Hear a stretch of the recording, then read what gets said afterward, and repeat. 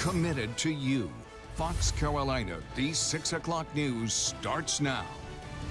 Good evening, everyone. I'm Shale Remien. Thanks for being with us here at 6 o'clock. And alongside me is meteorologist Bob Trihy. And Bob, you've been working hard in the weather department today because it's been glorious. It's been so warm out there. And that's what scares us a little bit. It is. It's New Year's. By the way, Happy New Year. Happy New Year to you, too. Yes. And 2022 is starting where 2021 left off. It's just incredibly mild. And that's always not a good thing this time of year because you know something's up. Possible tornadoes. Well, possible. I think our severe chance is lower because we see this coming in overnight into the morning hours as opposed to the heating of the day. So that's very good news. Right. And speaking of heating, we tied a record today. Can you believe it? I can. We got up to 75 degrees, and there it is right there at GSP. 75, January 1st, record tied. Unbelievable. And that was from 1952. But these temperatures are going to go bye-bye as we go through time. Now, you can see the high temperatures across the rest of the area. Incredible. Look at this. 74 today in Clemson, Anderson 74, Greenwood at 76, Newberry at 77, even 73 into Asheville. And we're ending the day on a nice note. Now, we had these showers coming through during the course of the day. That's kind of the appetizer to the main event tonight. But you can see skies are clearing out a little bit. I think we will get a little break as we go through this evening, but we still have some showers out there. Nothing severe, but we have some showers right along the state line of North and South Carolina into the upstate, some showers into the mountains as well. But the main event is back to our west with this cold front. This is the leading edge to some very cold air, and out ahead of it, it's spring-like air, as you can tell. And we have severe thunderstorm warnings beginning to pop up from the deep south into Alabama and Georgia, Tennessee, and maybe into Kentucky as well. I know we had a tornado warning earlier in Bowling Green. Of course, they had the bad tornadoes earlier in December. Here's a closer look at some of these big storms now making their way into Tennessee. So they'll be getting into the mountains a little bit later on tonight. And on the cold side, we've got a full-blown snowstorm in Chicago, lower Michigan, snowing like crazy into Iowa right now. So it's the battle of the seasons. And out ahead of that front, the winds are really gusty out of the southwest at around 10 to 15 miles per hour.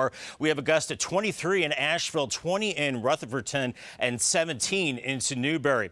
Now, we have a marginal or low risk of seeing severe weather from places like Hendersonville into Greenville and Anderson, with a slight or a moderate chance of seeing severe weather as those storms move into our mountains tonight into northeast Georgia as well, and even a higher chance farther to the west. And then Sunday morning, we have a marginal risk pretty much confined to areas south of I-85. So let's walk you through it. For this evening, I think we're in good shape. Just some scattered showers, but then as we go through the evening, you can see all the oranges and reds starting to pop up to our northwest as that strong cold front makes its way into the mountains around midnight to 1, 2, 3 a.m.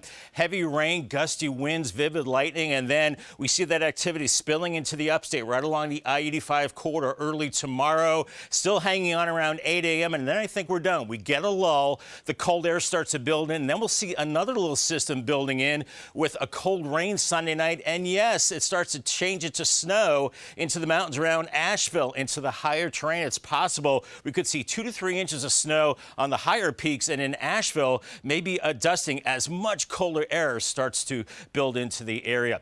As far as our severe threats through Sunday morning, a moderate chance of flash flooding. That rain's going to come down fast and maybe damaging winds, a smaller chance of hail, and maybe a brief tornado spin up. It is incredibly mild still out there. 60s and 70s. You can see all the warmth. We had some 80s earlier along the coast, but back to the west. Be glad you're not in Fargo right now. 17 below zero, 10 in Kansas City, 6 in Dodge City. Not going to get that cold, but it's that air mass that will be heading our way. Next 12 hours, you can see our temperatures are mild through the overnight into the upper 60s with showers and eventually storms by early tomorrow morning. Those storms arrive earlier across the mountains around midnight tonight with your temperatures into the 60s, eventually into the 50s. So for the upstate 8 a.m., stormy, 64 by noon, 69 by 4. 4, around 64 degrees. And then for the mountains, just cold, well, not exactly cold, but it will be cloudy and showery. 56 at 8, by noon 63. It will be cooler,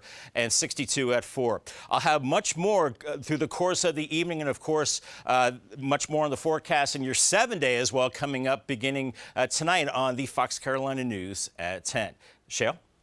Yeah, Bob, certainly warm out there. Thank you for that update. I want to turn now to some developing stories. Gunshots ring out inside of an upstate bar on New Year's Eve. The shooting turning deadly in Spartanburg overnight. And we went back out to that scene at El Gordo Bar there on Asheville Highway.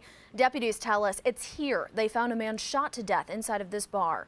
The coroner says his name is Jose Perez. We know an argument led up to those gunshots and supposedly between the victim and at least 2 other people. These people right here are now behind bars. Deputies arrested Elder Escobar with murder and Tiffany Maccabee for aiding him. Well, New Year's Day turned deadly on upstate roads starting in Spartanburg County, where a driver leaves a pedestrian dead. The coroner says a car hit David Robertson this past Tuesday on North Main Street in Woodruff and then took off. This man, Jacob Wood, just turned himself in to Woodruff police. Right now, Wood is charged with hit and run in that incident. And a crash in Pickens County leaves 2 people dead this morning. Troopers say a driver crossed the center line on Earls Bridge Road, then went off the left side, hitting multiple trees. Sadly, we know the 29-year-old driver and the 27-year-old passenger died immediately. Now, we are still waiting to learn more from the coroner as far as who these 2 people are. And this man will stay in the Spartanburg County Detention Center after leading deputies on a chase, while reportedly under the influence. This is Enrique Hernandez Garcia. Deputies tell us he led them down Edgewood Avenue before getting out of that car and taking off into people's backyards. He was finally arrested for second offense DUI, first offense methamphetamine, along with other charges. More flight delays could be on the way. This time we're hearing FAA has a number of employees testing positive for COVID. Since Christmas Eve, we've seen airlines cancel more than 11,000 flights, more than 1,000 already scrapped for this upcoming weekend. Well, Walmart says it's closing several stores temporarily after the latest surge in COVID-19 cases. Stores will be shutting their doors for multiple days to allow more time for crews to clean and sanitize. A Walmart spokesperson says the temporary closures are done on a case-by-case basis to make sure their employees and customers are, of course, safe. Following the CDC guidelines, Walmart reinforced its in-store mask mandate. We have a sad news alert. The country is still in shock after the beloved actress Betty White died Friday. She was 99 years old and just weeks shy of her 100th birthday on January 17th. White had one of the longest running careers on television for any woman entertainer. One of her most iconic roles you'll remember as Rose on the 80s sitcom The Golden Girls. An outpouring of support on social media from fans and friends, even the U.S. Army tweeting, saying, quote, "We are saddened by the passing of Betty White. Not only was she an amazing actress, she also served during World War II as a member of the American Women's Voluntary Services. A true legend on and off the screen."